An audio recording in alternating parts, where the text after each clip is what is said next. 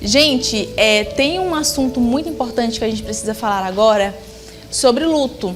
Com certeza você já passou por isso na sua casa ou com pessoas próximas de você, já presenciou alguém passando por um momento muito delicado que é o luto. E vocês sabem que existem várias fases do luto. A aceitação, a negação e etc. Eu não gostei muito de adentrar nesses detalhes porque eu não tenho especialidade para falar sobre isso, mas com certeza você já presenciou e é um momento muito triste, não é? E hoje a gente vai falar sobre a experiência de perder alguém próximo e querido e trazendo aquela sensação de impotência, aquela falta de controle sobre a vida e, inevitavelmente, o luto, como eu já havia comentado com vocês. O falecimento da cantora Preta Gil ontem tem gerado uma comoção nacional. A gente abre o celular, a gente só vê essa notícia e detalhes sobre o falecimento da cantora e como que a gente lida com esse sentimento de perda, sabe? Aquele sentimento, meu Deus do céu, essa pessoa não tá aqui mais. Então a gente conversa sobre isso agora com a psicóloga Clarissa Matos por videochamada, que vai trazer detalhes pra gente sobre o luto. Ela já está com a gente? Já está. Opa, bom dia, Clarissa, tudo bem, querida? Bom dia. Tudo bem? Meu áudio está chegando ok para você, né? Bom, e o meu também tá? Tá, perfeito. Clarissa, ontem, infelizmente, tivemos aí a tristeza de receber essa notícia da Preta Gil, que infelizmente faleceu com 50 anos, após uma batalha contra o câncer na região do intestino. Ela é uma pessoa que lutou muito, gente, ela lutou muito, ela queria muito viver. Ela foi até mesmo para os Estados Unidos em busca de um novo tratamento, mas infelizmente nesse retorno para o Brasil,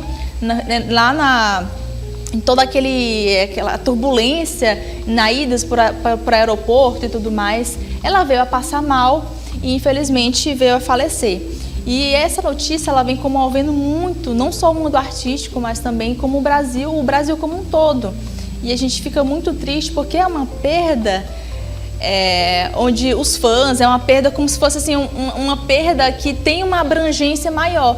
A gente que perde nossos pais, nossos entes queridos, a gente tem aquele luto ali mais localizado na nossa casa, no nosso seio familiar. Mas, por exemplo, no caso da Preta Gil, que é uma figura pública, a comoção é ainda maior, não é, doutora? Você poderia falar um pouquinho sobre esse luto e os tipos de luto para a gente? Bom dia. Bom dia. A Preta Gil, ela foi um exemplo, né, no enfrentamento com câncer avançado. Ela falou, ela chorou, ela tentou, né, e ela trouxe uma visibilidade em relação ao adoecimento, né, ao enfrentamento, e ela teve essa vivência, né, de uma forma muito significativa e mexeu com toda a sociedade. Isso nós chamamos de luto coletivo, né? É um luto em que todas as pessoas, na verdade, uma quantidade. É um luto de um artista que mobiliza sentimentos de diversas formas, não é? Em todos os âmbitos e não necessariamente só na família. Né? Você vê, como você falou, a quantidade de mensagens, o que nós estamos vendo hoje em dia, ao abrir o telefone, são as notícias do falecimento dela. Né? E assim, a morte é uma condição, na verdade, que todos nós, em algum momento da vida, vamos vivenciar. Não é? Então, em algum momento nós vamos receber uma notícia que alguém que amamos morreu, né? E isso vai gerar uma série de situações, uma série de sentimentos que nós precisamos acolher e respeitar, porque isso é muito individual.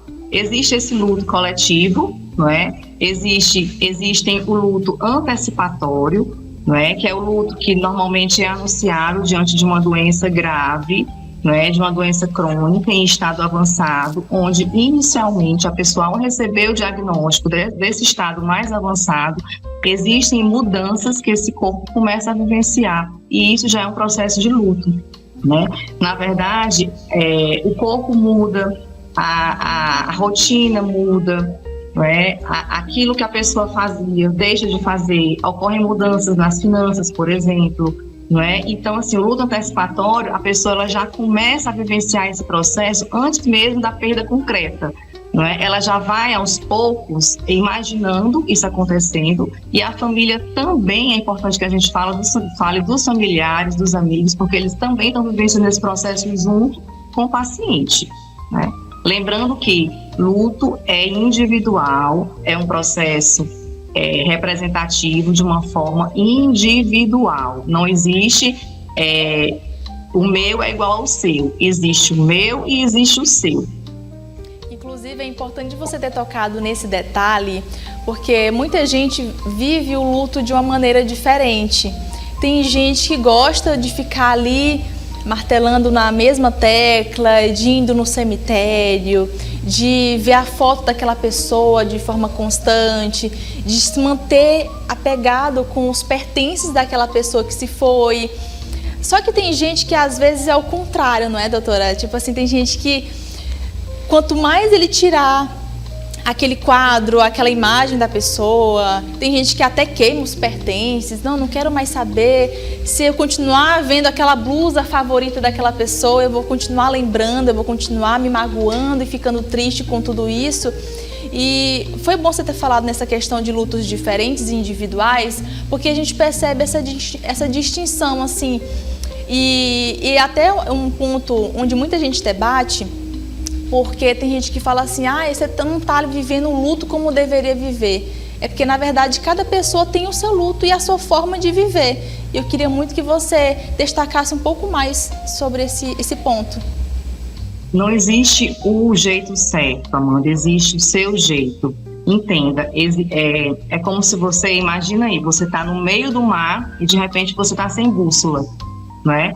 Então, você fica perdido, sem orientação.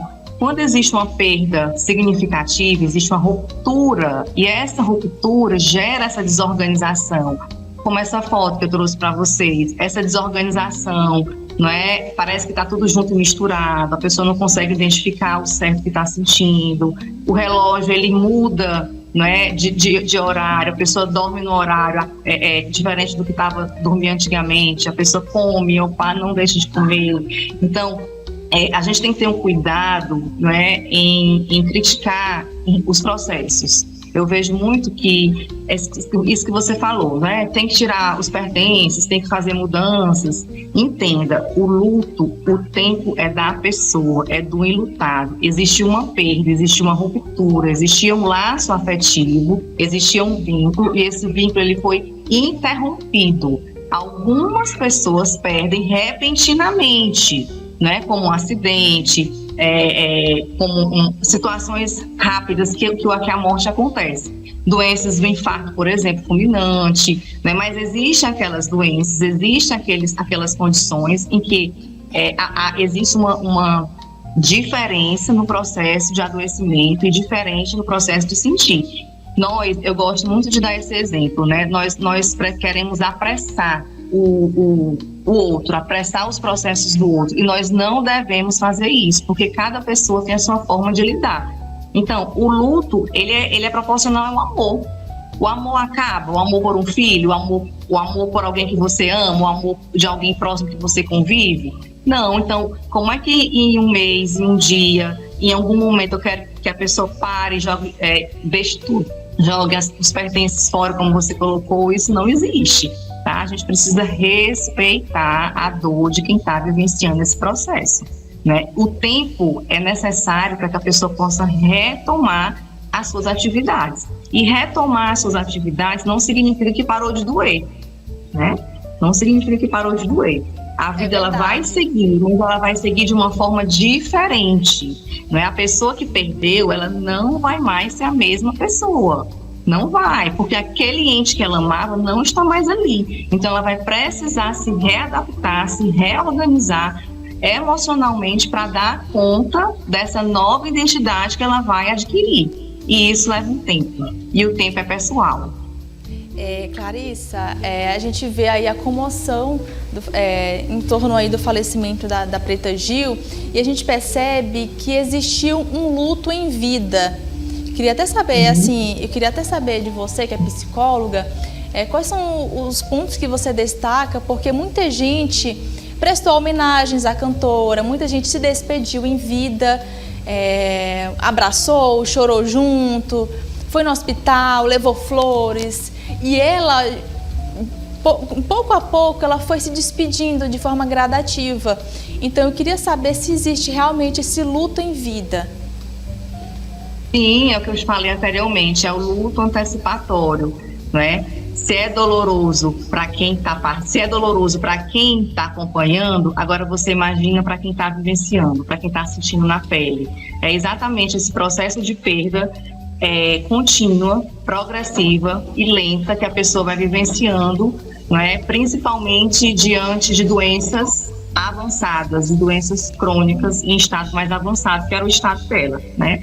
A pessoa ela vai absorvendo a realidade gradualmente. Né? E fazer o que ela fez é muito saudável, tanto para ela, mesmo no processo de dor, como para quem está acompanhando, como para quem está junto com ela. Né? Então, essa manifestação de afeto, esses cuidados, né? Esse amor, tudo isso demonstrando anteriormente, né? E isso é um acolhimento ao que ela vivenciou, isso é um acolhimento ao que ela presenciou, né? Perfeita colocação, doutora. Eu queria muito que você compartilhasse suas redes sociais e também destacasse um pouco sobre a sua participação como psicóloga nessas situações de luto. Como que a psicologia ela entra nesses assuntos que são muito delicados? Clarissa Matos, psicóloga, na minha rede social. Nós precisamos compreender que nós não somos amigos. Nós somos profissionais que vamos ajudar aquela pessoa no processo de enfrentamento, tá certo? Não existe uma receita de bolo, porque eu não estou falando de uma situação específica, eu não estou falando de uma situação que eu posso dar uma receita, que eu posso dar uma dica. Eu estou falando de um ser. Aquele ser vai entrar e eu preciso saber como é que ele está, onde é que está doendo, onde é que está a ferida dele, né? E ajudá-lo nesse processo de travessia, porque ele está no processo de deserto, né? E eu vou ajudá-lo nesse processo de atravessar, o que não quer dizer que ele não vai sofrer, muito pelo contrário, ele vai sofrer, mas ele vai sofrer com apoio profissional, ele vai sofrer com apoio da família, né? E passar por esse processo que é completamente possível, não é? Quando existe o amor, como nessa figura aí, inicialmente ele começa desorganizado, como eu falei o exemplo do mar sem bússola.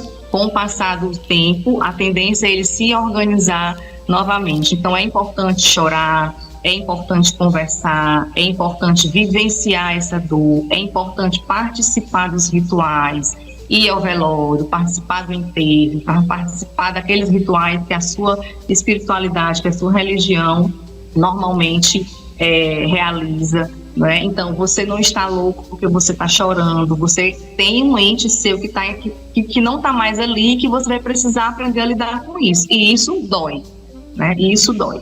É verdade. E a gente precisa respeitar. Obrigada, Clarissa, pelas informações. Né? A gente sabe que é um momento muito delicado, como você falou. Você é uma profissional que não precisa ser uma amiga, mas de certa maneira acaba sendo, né? Não tem como, mas você como psicóloga sempre traz as melhores informações e eu quero agradecer a sua participação, viu? E muito obrigada por ter falado desse assunto que é tão delicado. Bom dia, querida. Bom dia. Tchau, tchau.